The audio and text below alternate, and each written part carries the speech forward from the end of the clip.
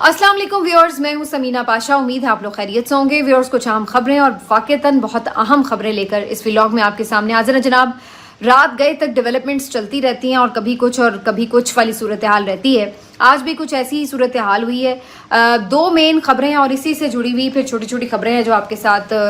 Share करूंगी मैं इस व्लॉग में। एक तो इमरान खान साहब की सेहत से मुतालिक जो रिपोर्ट सामने आई है और इस सारे मामले पर क्या पीटीआई के साथ कोई गेम हुई है या पीटीआई क़यादत ने कोई गेम की है, इसके ऊपर बात करेंगे। और फिर मौलाना फजल रहमान साहब की आज बिलावल भुट्टो जरदारी साहब के साथ जो रात गए प्रेस कॉन्फ्रेंस है वो बड़ी मानी ख़ीज़ है, उसके हवाले से भी गुफ्तगू होगी। आईनी तरमीम का मुस्तकबिल क्या नज़र आता है, इस पे बात करेंगे इस व्लॉग में। आपसे रिक्वेस्ट है कि चैनल को सब्सक्राइब कर लें अगर अभी तक सब्सक्राइब नहीं किया।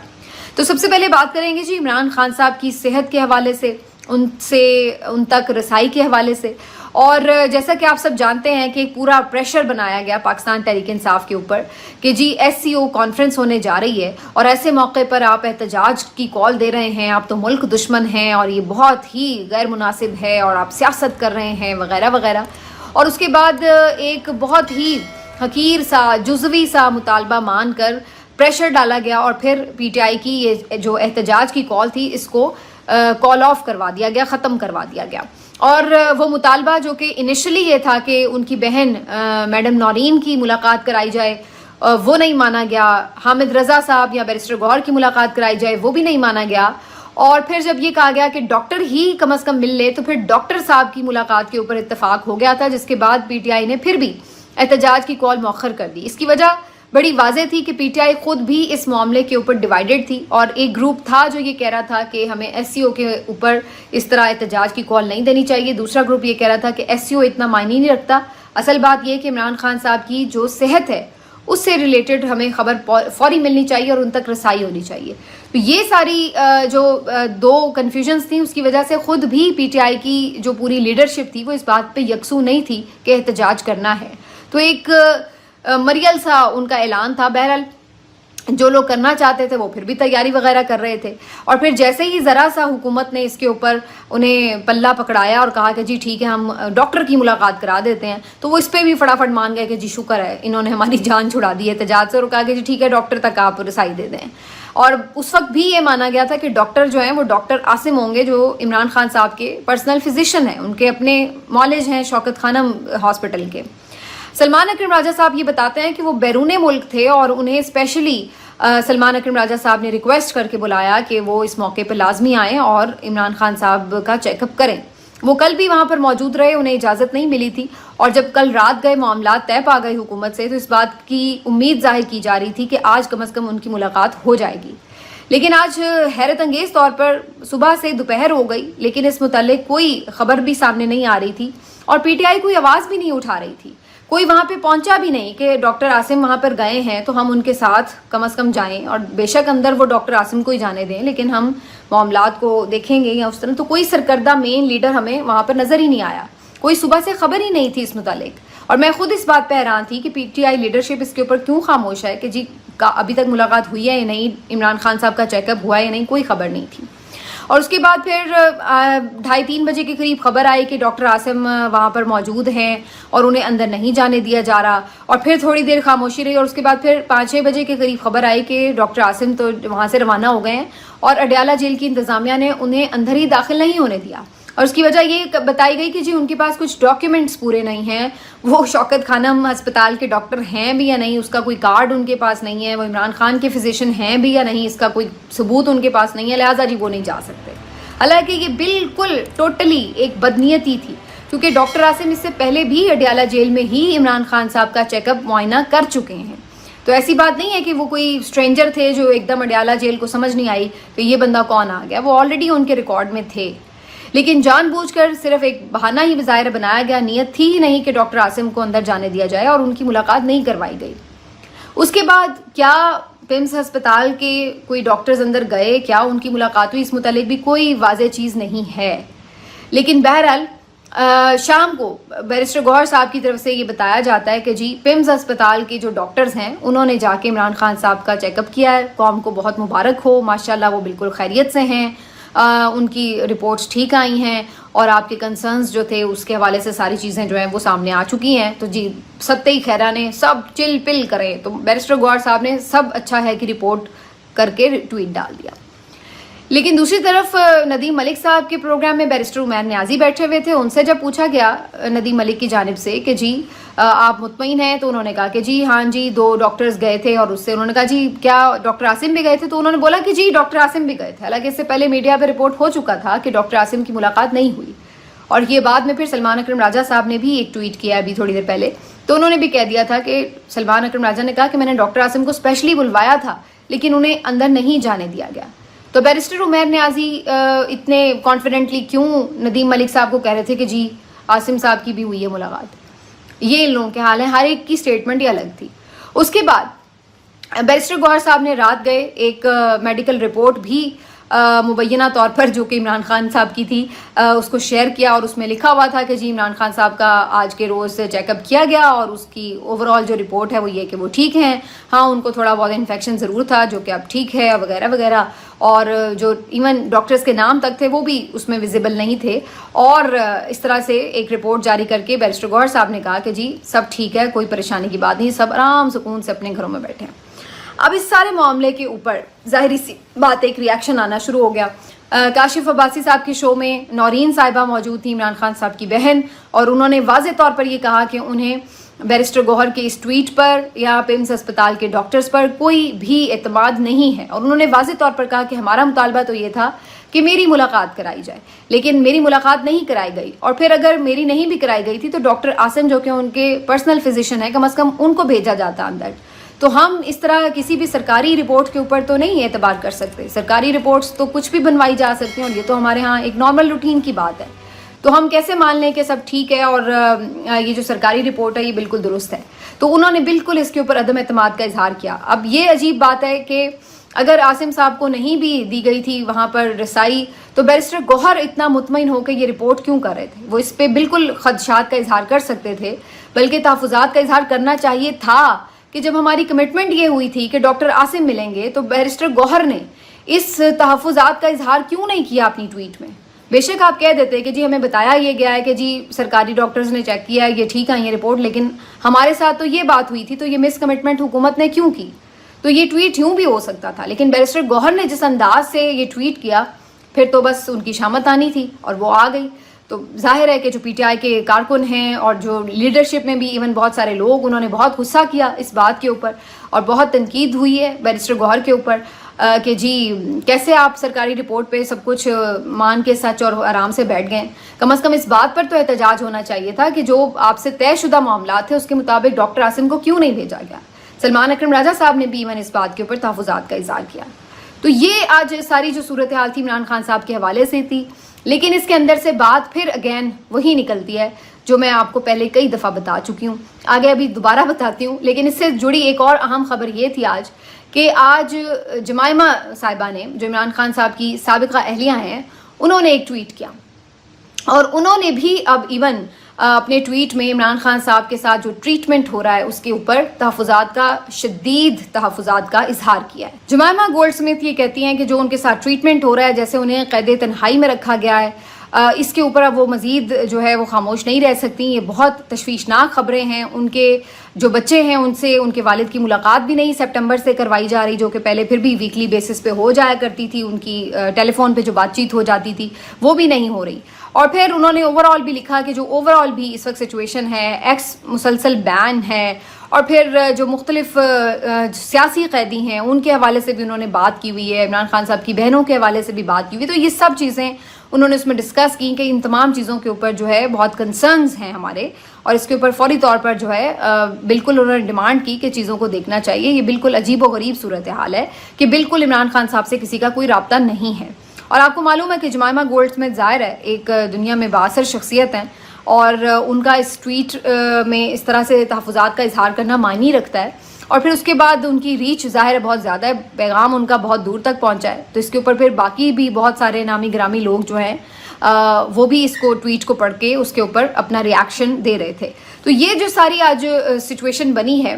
یہ مزید بتاتی یہی ہے کہ جو عمران خان صاحب کے حوالے سے خبریں ہیں جو ان کو بالکل ایک مسنگ پرسن کی طرح بنا دیا گیا ہے, تو یہ جو ساری چیز ہے یہ اب کافی زیادہ ہائپ پکڑ رہی ہے، لیکن اس کو ابھی مزید 2-3 دن حکومت چاہتی ہے کہ اسی طرح گو مگو کی کیفیت برقرار رکھی جائے، اور اس کا جو مقصد نظر آتا ہے وہ صرف یہی ہے کہ 17 یا 18 تاریخ کو آئینی ترمیم کر لی جائے اور اس کے بعد بھلے عمران خان صاحب سے ملاقات ہو جائے۔ اب ان کا جو پلان نظر آتا ہے وہ یہی کہ عمران خان کو احتجاج کی کال دے دیں گے، کوئی واضح ڈائریکشن دے دیں گے پی ٹی آئی قیادت کو، اور پھر انہیں کرنا پڑے گا یہ سب۔ تو اس لیے انہوں نے کہا کہ جی اس کے اوپر خاموشی سے پابندی لگا دو، اور پی ٹی آئی کی قیادت بھی کسی طرح ایسا لگ رہا ہے کہ ایک طرح کی سہولت کار بن گئی ہے حکومت کی، کہ انہیں بھی اس بات پہ کوئی خاص پریشانی نہیں ہے کہ جی عمران خان صاحب کی ڈائریکشن کے بغیر ہم نے اس ترمیم کو کیسے روکنا ہے، کیسے نہیں روکنا۔ اپنے طور پر انہوں نے یہ ضرور کیا ہے کہ جی مختلف لوگوں کو ہم نے سیف ہاؤس میں بھیج دیا، سب سے رابطے میں یہ وہ، لیکن ایون دین کیا عمران خان صاحب یہ بھی الاؤ انہیں کر رہے ہوتے کہ آپ آئینی ترمیم کے اوپر باقاعدہ بیٹھ کے کمیٹیوں میں ڈسکشنز بھی کریں اور اس کے جائزے بھی لیں اور اپنی تجاویز بھی دیں اور ان کی تجاویز پر غور کریں؟ تو کیا یہ سب کچھ عمران خان صاحب ان کے ڈائریکٹ کرتے اگر ان سے ملاقات ہو رہی ہوتی؟ میرا نہیں خیال، کیونکہ عمران خان صاحب اس بات پہ بہت واضح تھے کہ یہ جو حکومت ہے اس کے پاس تو یہ مینڈیٹ ہی نہیں ہے۔ اس پارلیمنٹ کے اندر آدھے لوگ جو ہیں وہ ویسے ہی جعلی فارم 47 کے اوپر بیٹھے ہوئے ہیں، تو ان کے پاس تو مینڈیٹ ہی نہیں ہے کہ کسی قسم کی یہ ترمیم کر سکے، اچھی یا بری تو پھر بعد کی بات ہے، یہ تو کرنی ہی نہیں چاہیے انہیں۔ تو عمران خان صاحب تو یہ ایک اس کے اوپر سٹانس لے کے بیٹھے ہوئے تھے، اور یہاں پر جو پی ٹی آئی قیادت ہے وہ اپنے طور پر باتیں کری۔ آج رؤف حسن صاحب تو ایک پروگرام میں یہ تک کہہ گئے کہ جی ٹھیک ہے اگر کچھ چیزیں بہتر ہوئی تو ہم حمایت بھی کر سکتے ہیں، ووٹ بھی کر سکتے ہیں، تو اندازہ لگائیے ان کا۔ تو یہاں پر بظاہر ایسا لگ رہا ہے کہ یا تو پی ٹی آئی قیادت بالکل بے وقوف ہے کہ ان کو کچھ سمجھ نہیں لگ رہی، یا نظر آ رہا ہے کہ یہ واقعتاً کوئی ان کو یعنی ان کو یوز جس طرح سے کیا جا رہا ہے عمران خان صاحب سے دور کر کے، اور ان کو آئیڈیا نہیں ہو رہا۔ اب یہ تو اللہ بہتر جانتا ہے کہ اصل حقیقت کیا ہے، لیکن بہرحال جو چیزیں سامنے آ رہی ہیں اس کے مطابق تو بظاہر لگ رہا ہے کہ حکومت کم از کم اس حد تک تو کامیاب ہے کہ عمران خان صاحب سے ان کا رابطہ منقطع کر کے ان کو بالکل کلولیس کر دیا ہے کہ انہوں نے کرنا کیا ہے، ان کی سمجھ میں کچھ نہیں آ رہا۔ نہ یہ احتجاج کی کال دے پاتے ہیں، دے دیں تو اس کو سنبھال نہیں پاتے ہیں، اور حکومت سے کیسے ڈیل کرنا ہے، اس کے اوپر پریشر کیسے بنانا ہے، ان کو کچھ سمجھ نہیں آ رہی ہے، اور ٹوٹل ایک کولیپس جو ہے وہ نظر آ رہا ہے۔ اور یہی وجہ ہے کہ پہلے تو اور باقی لوگ باہر سے تنقید کرتے تھے، اب ان کے اپنے لوگ ان پہ تنقید کر رہے ہیں اور یہ کہہ رہے ہیں کہ جی ہمیں کیا فرق پڑتا ہے، سوشل میڈیا جو مرضی بولتا رہے یا باقی لوگ جو مرضی بولتے رہے۔ لیکن بہرحال یہ اب ساری سچویشن کے بعد سوال یہ کہ کیا یہ لوگ ترمیم کرنے میں کامیاب ہو جائیں گے، اس پہ بڑی انٹرسٹنگ چیز ہے، کیونکہ اس میں جو مولانا صاحب ہیں وہ بڑا امپورٹنٹ پلے کر رہے تھے رول سارا، اور کل ہی ابھی جلسے میں انہوں نے بڑا کیٹیگوریکلی یہ کہا کہ کوئی آئینی ترمیم نہیں ہوگی، آپ کے پاس تو اکثریت ہی نہیں ہے اور ہم بالکل آپ کی ترمیم جو ہے وہ قبول نہیں کر سکتے، اور اتنی کھری کھری سنا رہے تھے۔ آج بلاول بھٹو زرداری صاحب کے ساتھ بیٹھ کے انہوں نے ایک پریس کانفرنس کی جس سے تاثر یہ بن رہا تھا کہ شاید کوئی انڈرسٹینڈنگ ہو گئی، اور کچھ ٹی وی چینلز نے تو ٹکرز بھی ایسے ہی چلائے کہ جی جیسے آئینی ترمیم ہونے جا رہی ہے، مولانا بھی مان گئے ہیں۔ اب اگر آپ اس پریس کانفرنس میں مولانا کا سٹیٹمنٹ دیکھیں جو بڑی باریکی سے دیکھنے والا ہے، وہ یہ کہ مولانا کہتے ہیں کہ جی پہلے بھی حکومت کا جو مسودہ تھا وہ ہمارے لیے قابل قبول نہیں تھا، اور وہ مسودہ ہمارے لیے آج بھی قابل قبول نہیں ہے۔ جو ہماری تجاویز ہیں اگر اس پہ حکومت اگری ہے تو 100 بسم اللہ، ورنہ ان کی جو تجاویز تھی وہ ہم پاس نہیں ہونے دیں گے۔ تو یہی بات عمران جو مولانا ہے وہ اس کے اوپر تھرو آؤٹ پہلے سے کر رہے ہیں جب سے انہوں نے ریجیکٹ کیا تھا۔ اب اس کے اندر جو اندر کی خبریں آ رہی ہیں وہ یہ ہے کہ بظاہر پیپلز پارٹی مولانا کی جو یہ تجویز تھی یعنی بینچ والی، اس کے اوپر شاید مان گئی ہے، اور انہوں نے کہا ہے کہ ٹھیک ہے ہم آئینی عدالت الگ سے نہیں بناتے، ایک آئینی بینچ بنا دیتے ہیں 5 رکنی۔ لیکن وہ اس بات کے اوپر ابھی بھی مولانا کو قائل کرنے کی کوشش کر رہی ہے کہ جو چیف جسٹس کی اپوائنٹمنٹ کا طریقہ کار ہے اس پہ آپ ضرور اب کم از کم ہمارا ساتھ دے دیں، جس میں وہ یہ سمجھتے ہیں کہ ہم 3 یا 4 جو سینئر موسٹ ججز ہیں ان میں سے اپنی مرضی کا جج لگا سکیں چیف جسٹس۔ تو وہ یہ ضرور اب کہہ رہے ہیں کہ کم از کم ہم آپ کی ساری باتیں مان لیتے ہیں مولانا، لیکن کم از کم آپ یہ ایک بات جو ہے ہماری ضرور مان لیں۔ اور دوسری جو ایک چیز جو مختلف رپورٹرز رپورٹ کریں وہ یہ کہ جو ملٹری کے ٹرائلز ہیں، سویلینز کا ملٹری ٹرائل، اس کے اوپر بھی ابھی بھی پیپلز پارٹی کوشش کر رہی ہے کہ مولانا کو منا لے، لیکن ابھی تک اس بات کے اوپر بھی مولانا نے اس طرح سے بہت زیادہ حمایت نہیں کی ہے۔ پھر میرا سوال ایک اور ہے کہ مولانا بھی آخر کب تک یہ عجیب گو مگو کی کیفیت برقرار رکھیں گے؟ اگر آپ کا اتفاق ہوا ہی نہیں، ابھی بھی آپ یہی کہہ رہے ہیں کہ اگر آپ کو ہماری تجاویز قبول ہیں تو 100 بسم اللہ، تو ساتھ بیٹھ کے پھر پریس کانفرنس کرنے کا مقصد کیا تھا؟ یہ تو سچویشن تب آتی ہے جب آپ کہتے ہیں کہ جی اب ہم ایک چیز پہ ہمارا ڈیسائیڈ ہو چکا ہے، تو اب ہم اناؤنسمنٹ کرنے آ رہے ہیں کہ جی یہ باتیں ہوں گی، اس پہ ہمارا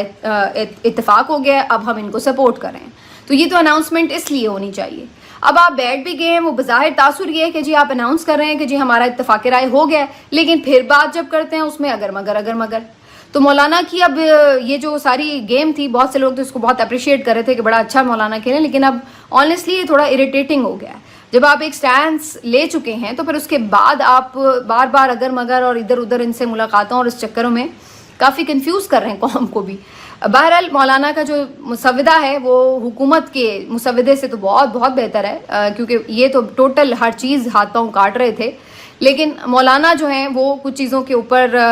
بالکل ان کو منانے میں کامیاب ہوئے ہیں۔ لیکن ایک دو باتیں پھر بھی اس مسودے میں ایسی ہیں، مولانا کے مسودے میں بھی، جس کے اوپر کافی بات ہو رہی ہے، جیسے کہ ایکسٹینشن یا آرمی چیف کی اپوائنٹمنٹ یا ان کی ریموول کے اوپر کچھ چیزیں ہیں، جس پہ مولانا وزیر اعظم سے سمجھتے ہیں کہ یہ اختیار لے کے کہ ان کو ریموو کرنے کا جو اختیار ہے وزیر اعظم کے پاس نہ رہے، کمیٹی بن جائے سینٹ کی بھی، قومی اسمبلی کی بھی، جس میں اپوزیشن کے بھی ممبرز ہوں۔ تو اس طرح کر کے کچھ تھوڑا سا ٹوسٹ ایک رکھا ہوا ہے مولانا نے برقرار اس میں، لیکن ادروائز جو عدلیہ کے حوالے سے ایک دو چیزیں تھیں اس کے حوالے سے مولانا نے کافی حد تک ان کو پیچھے ہٹنے پہ مجبور کیا ہے۔ لیکن سوال پھر وہی کہ کیا نمبر گیم پورا ہے؟ تو ابھی تک کی خبر یہ ہے کہ جو پیپلز پارٹی اور PMLN کی کوشش تھی کہ مولانا کے بغیر بھی ہم نمبر پورا کر لیں، پھر ہی وہ ظاہر اپنی ٹرمز کے اوپر ترمیم کر سکتے تھے، تو وہ تو ان کی کوشش کامیاب نہیں ہو سکی الٹیمیٹلی، اسی لیے انہیں مولانا کے مجوزے کے اوپر کافی حد تک مسودے کے اوپر اتفاق کرنا پڑا ہے اور کافی چیزوں پہ پیچھے ہٹنا پڑا ہے۔ لیکن کیا مولانا کو ساتھ ملا کے بھی بندے پورے ہیں؟ جی اگر مولانا ساتھ مل جاتے ہیں اور PTI کے لوگ بھی 2-3 ادھر سے ادھر چلے جاتے ہیں تو اس صورت میں بندے پورے ہو سکتے ہیں۔ کچھ لوگوں کا یہ کہنا تھا کہ پھر بھی سینٹ میں 2 ممبرز کم تھے اور اس وجہ سے جو اختر مینگل صاحب ہیں ان کے جو 2 سینیٹرز سینٹ میں موجود ہیں وہ کلیدی کردار ادا کر سکتے تھے۔ ابھی تک اختر مینگل صاحب حکومت کے بالکل ساتھ نہیں تھے، لیکن آج ان کا ایک بڑا دلچسپ ٹویٹ سامنے آیا ہے، اور بلکہ تشویشناک ٹویٹ سامنے آیا، اور انہوں نے اس میں بتایا کہ ان کے جو 2 سینیٹرز ہیں ان کے اوپر شدید دباؤ ڈالا جا رہا ہے، اور وہ اتنے اس بات سے پریشان ہوئے کہ اب انہوں نے الٹیمیٹلی تنگ آ کر یہ تک کہہ دیا کہ آپ اس سے بہتر ہے کہ ریزائن ہی کر جائیں، کہ نہ آپ کے ووٹ بچیں باقی اور نہ آپ کو کوئی پریشرائز کرے، ہراس کرے کہ جی جاؤ جا کے ان کو ووٹ دو۔ تو اس حد تک بات ہے۔ اب یہ سب چیزیں اتنی اوپنلی ہو رہی ہیں اور یہ سارا کریڈٹ جاتا ہے قاضی فائز عیسیٰ صاحب کو، جنہوں نے 63A کا جو اتنا شاندار قسم کا فیصلہ دیا ریورس کر کے کہ اب ہر کسی کے لیے راستہ کھول دیا کہ جی اپنی مرضی سے کوئی بھی ووٹ ڈال سکتا ہے، تو مرضی اس کی تو ابھی بھی نہیں ہے بیچارے کی، پر یہ ہے کہ ہر کسی کو ڈرا دھمکا کے جیسے مرضی آپ ووٹ ڈلوا لیں۔ اور یہی وجہ ہے کہ آج قاضی صاحب کے جو اپنے لوگ ہیں، ان کی ورکرز کمیونٹی ہے، وکلا کمیونٹی ہے، وہ ساری ان کو آج جس طریقے سے لان تان ہوئی ہے، شرم کا مقام ہے کہ آپ سیٹ کے اوپر بیٹھے ہوئے ہیں اور آپ کے منہ پہ لوگ جو ہے وہ اس طرح کی باتیں کر رہے ہیں۔ آج ایون فیصل صدیقی صاحب نے، جو بڑے سلجھے ہوئے لائر ہیں، عام طور پہ اس طرح کی غسیلی گفتگو نہیں کرتے، وہ تک یہ کہہ گئے کہ ایک پاگل شخص کے لیے جو ہے وہ آئینی عدالت بنائی جا رہی تاکہ اس کو نوکری دے دی جائے۔ آج علی احمد کرد نے کہا کہ ہمیں شرم آتی ہے کہ بلوچستان سے جو جج گئے ہیں سپریم کورٹ میں، وہ تو جج کہلانے کے ہی قابل نہیں ہیں، وہ چاہے قاضی فائز عیسیٰ ہوں، افتخار چودھری ہوں، نعیم اختر افغان ہوں، جسٹس جمال خان مندوخیل ہوں، نام لے کے انہوں نے بولا کہ ہمیں شرم آتی ہے کہ یہ لوگ بلوچستان سے گئے اور انہوں نے کیا کیا۔ تو آج مختلف جو وکلاء کی وہاں پہ کنونشن میں تقریریں ہوئی ہیں، وہ ذرا سنیں قاضی صاحب تو ان کو پتہ چلے کہ انہوں نے کیا کمایا ہے۔ یہ وہ ساری چیزیں ہیں، لیکن یہ سب چیزوں کے باوجود بھی کسی کو اثر تو ہوتا نہیں ہے اس ملک میں۔ تو یہ اس میں جس کام میں جتے ہوئے ہیں، یہ جتے ہوئے ہیں کہ جی حق سے، سچ سے، ڈنڈے سے، زور سے، جس طریقے سے بھی، بس بائی ہک اور بائی کروک ان کا مقصد سب کا پورا ہو جائے۔ تو وہ یہ کام اس ملک میں اس وقت ہو رہا ہے۔ ملتے ہیں آپ سے اگلے ویلاگ میں، اپنا